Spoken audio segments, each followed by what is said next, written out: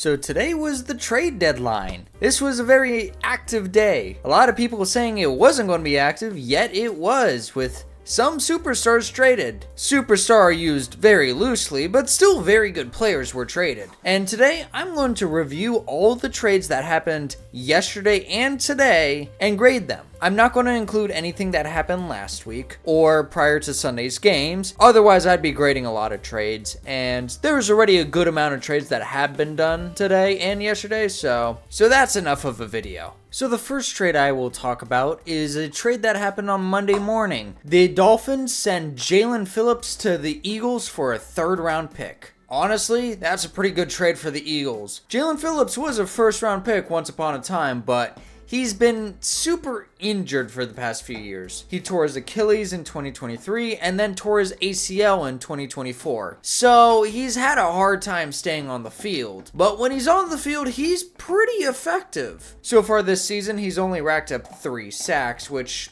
isn't that great. But previous seasons, he's shown pretty good promise. He ranks top 10 in pass rush win rate and 12th in pressure rate. So that's not too bad for a guy you only got for a 3rd round pick. Granted, this is a bit of a gamble, and he's a pending free agent. So, this is kind of a 1-year rental. However, there's some extra math that goes into this. The Dolphins took most of the financial hit, and the Eagles only have to pay $1.5 million.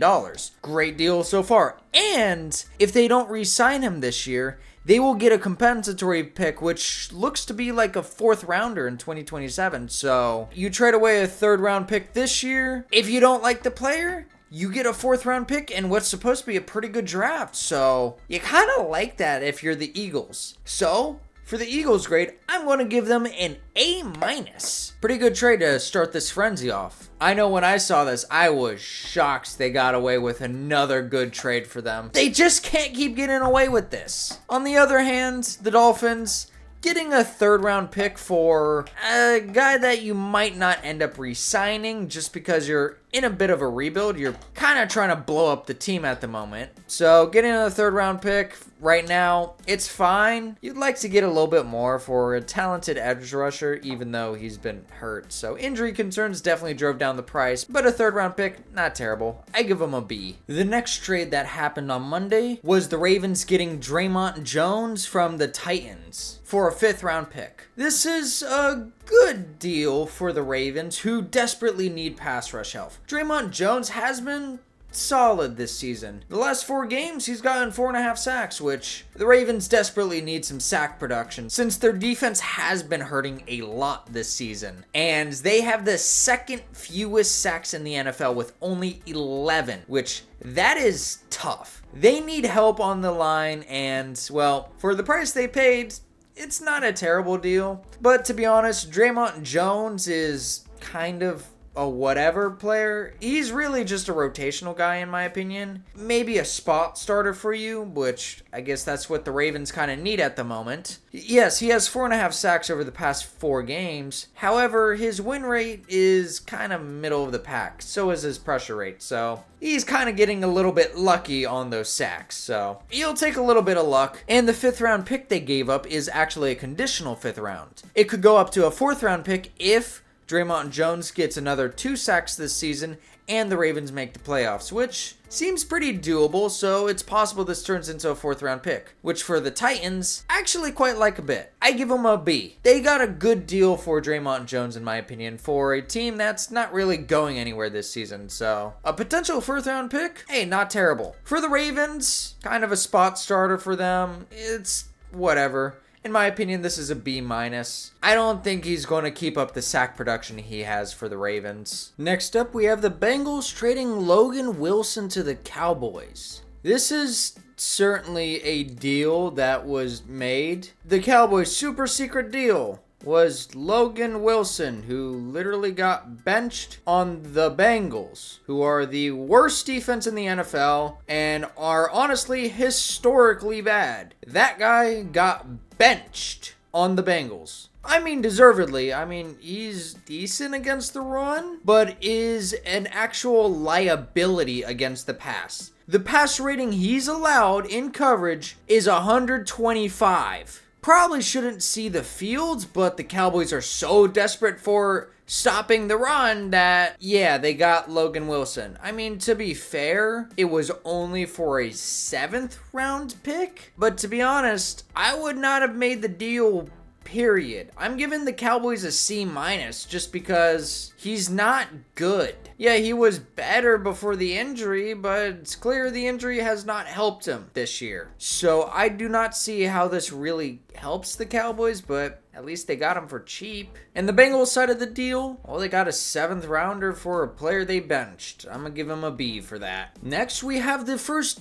actually big deal of the day. Jakobi Meyers to the Jaguars. The Jaguars really need wide receiver right now. Their top 3 wide receivers are all hurt. Brian Thomas sprained his ankle and has been dealing with injuries all season, which is clearly affecting his play. Travis Hunter went on IR all of a sudden, and Dyami Brown is in concussion protocol. So they have Parker Washington, who was actually good, and then they have Tim Jones and Austin Trammell. Fantastic wide receiver core there. The Jaguars really needed a wide receiver this week because Brian Thomas, they expect him to play, but his effectiveness is not going to be all that good. And they're still going to be missing Travis Hunter and Dyami Brown. They don't get Brenton Strange until next week, so their tight end position's not great. And their second tight end, Hunter Long, is also dealing with injuries. Yeah, they really needed wide receiver badly. The Raiders,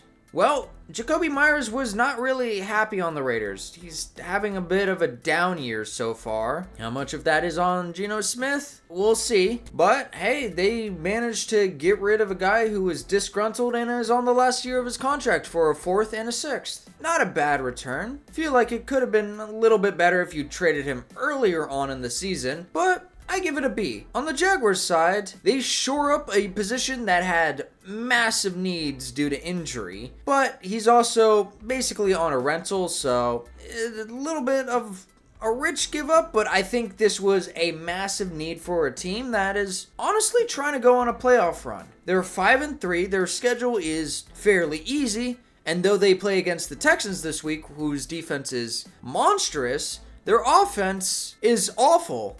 And if they can score 20 points, they probably win. And Jakobi Meyers probably helps with that. Also, good thing to note about Jakobi Meyers, he hasn't dropped a ball. And over the past 2 seasons, his drop percentage is 3rd lowest. With the Jaguars struggling with drops this season, leading the league by a wide margin, they really needed this help. So, a reliable receiver for Trevor Lawrence, which is great. And if Jakobi Meyers can actually play well this season, maybe he gets a contract with the Jaguars to stick around because they probably aren't going to hold on to Dyami Brown this season. So I actually give the Jaguars an A-.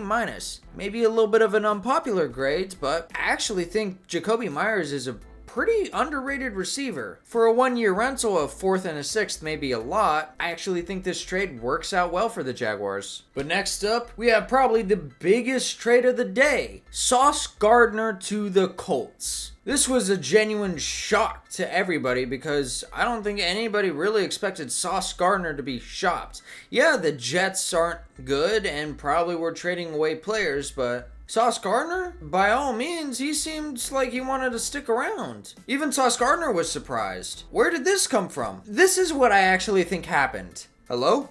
Hello? Is Sauce Gardner available? Maybe. What are you giving up for him? How does 2 first-round picks sound? I'm sorry? 2 first-round picks? Oh, is that enough? How about Adonai Mitchell included? Sure, I guess. Alright, great talking to you. Thank you for Sauce Gardner. You're welcome? Yeah, I don't know what happened there. Colts, they get an upgrade at corner, but I think he's a little bit more name than actual player. By no means is Sauce Gardner a bad cornerback. He's quite good, but 2 first-round picks. That's how much Micah Parsons went for. Is Sauce Gardner on the level of Micah Parsons? No. But in terms of corner trades that happened in recent years, Jalen Ramsey went for 2 first-round picks. I can't really say Sauce Gardner is Jalen Ramsey level. He's good, but Colts massively overpaid, and this could really hurt if Daniel Jones falls apart in the second half of the season. You are really betting that Daniel Jones is able to lead this team to basically the playoffs and beyond. You basically think this is your championship window. Could be, but the Colts have a rather tough schedule, and they did lose to the Steelers, and Daniel Jones did not look very good against the Steelers. We will see how they look against other teams, but this is a big bet. For the Colts, I give it a C+.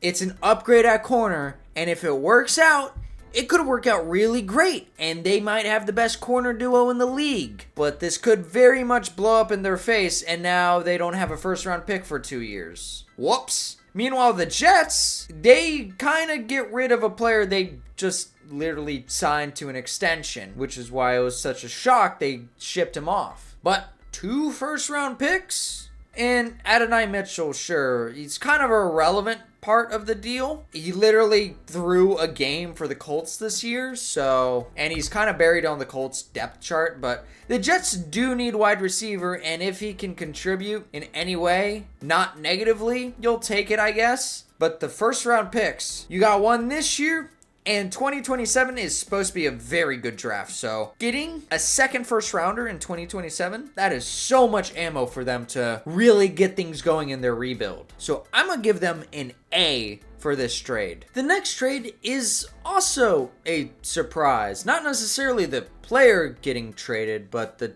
destination. Rashid Shaheed to the Seahawks. Out of all the teams that needed wide receiver, the Seahawks were not a team I really expected. You know, I could have expected maybe the Bills or the Steelers. They need wide receiver. Maybe even the Patriots. I mean, they're going on a run, but they could certainly use some wide receiver after Booty got hurt. The Seahawks with Jackson Smith-Njigba and a player they drafted, Torrey Horton, doing really well. Yeah, Cooper Kupp did get hurt, but to go after a receiver in the trade deadline was... Look, it was a shock to me. I didn't think they really were that concerned about receiver. But to be honest, Shaheed, he's a pretty solid receiver. He's a good deep threat. I mean, literally every game, Rashid Shaheed, 30, 40-yard bomb down the sideline. I mean, that could add a new dimension to the Seahawks. I mean, Torrey Horton was pretty good, but I don't think he's the same kind of receiver that Shaheed is. So,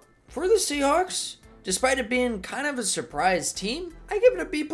I like Shaheed. I think he's a good player. He could pair really well with Jackson Smith-Njigba, plus he's on a 1-year rental. So they kind of gave up a little bit, a 4th and a 5th, which for a 1-year rental, that's quite a lot. That's kind of why I don't think it's an A, despite it being a player I like. The reason why I gave Jakobi Meyers an A- was because it was slightly less compensation than this. But Seattle, they're looking for a playoff run, and Shaheed could add a new dimension to this offense. For the Saints, for a player that you probably weren't going to re-sign due to cap constraints, a 4th and a 5th? Not a bad deal for you. I give them an A-.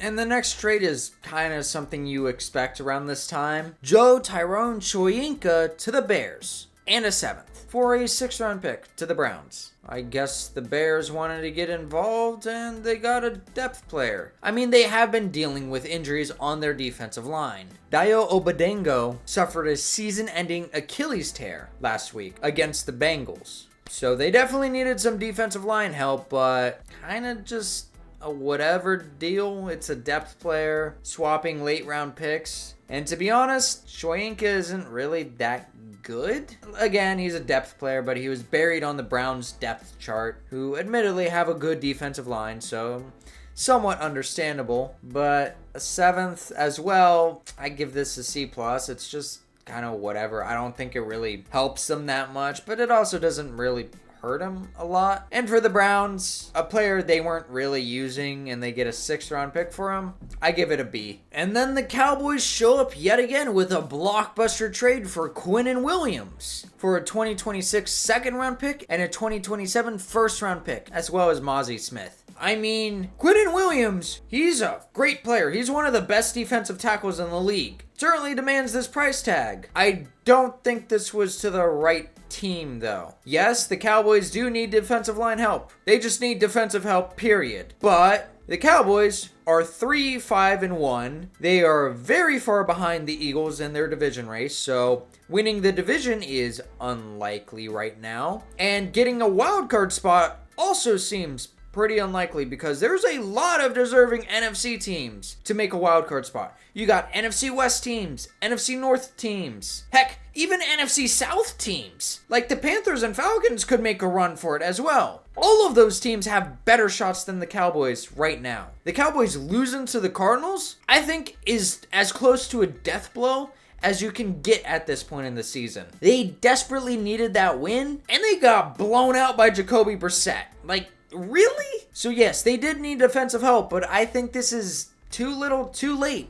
Quinnen Williams, very good player, but you know who else is a very good player? Micah Parsons. And to make matters worse, the first round pick they traded away was their own pick. Not even the Packers pick. Why? Now you have to rely on the Packers schedule to determine where you draft, not your own. Which, if you suck again, is really bad because the Packers, they're probably going to have a good record again in 2027 unless injuries completely destroy the team next year. Which, yes, it can happen, but it's not likely. And then they also gave away Mozzie Smith, who didn't even play last week, so it's clear they were kind of looking to chop him away. He's been kind of whatever, so that's fine to include. Makes the deal even better for the Jets. For the Cowboys, I give them a C-. The only reason I give them this high of a grade is because Quinnen Williams will help the team. So if by some miracle they're able to manage the defense a little bit and the offense can get going, maybe they can make a playoff run. Maybe. But paying up this much, when honestly you should be retooling this roster, not giving away premium picks. It's honestly mind-boggling. You could even rate it lower if you want, but I like Quinnen Williams, so he's overall inflating the grade. The Jets, meanwhile, they are continuing their rebuild. They get another second for this year. They have like 3 seconds in the 2026 draft. 3 firsts in the 2027 draft, which is supposed to be a really good draft. And the picks they're getting might be pretty high picks. Well, maybe not the Colts pick. That's probably going to be late first round, but Cowboys pick could be mid to upper first round. So plus they get some immediate D-tackle help with Mozzie Smith, who, let's be real, is not doing anything, but also let's be real, the Jets aren't going to be doing anything this year, so I give the Jets an A. Honestly, fantastic trade day for the Jets. This is as successful of a fire sale as you can get. And then a few last minute deals from the Chargers. The Chargers get Trevor Penning from the Saints for a 6th round pick in 2027. So for the Chargers, they need offensive line help, but offensive line is notoriously hard to trade for. Like, nobody is really going to part ways with a good offensive lineman. That's why they got Trevor Penning, who's honestly not very good. But it's basically a half-year rental for a depth guy, to be honest. I give the Chargers a C+ for it.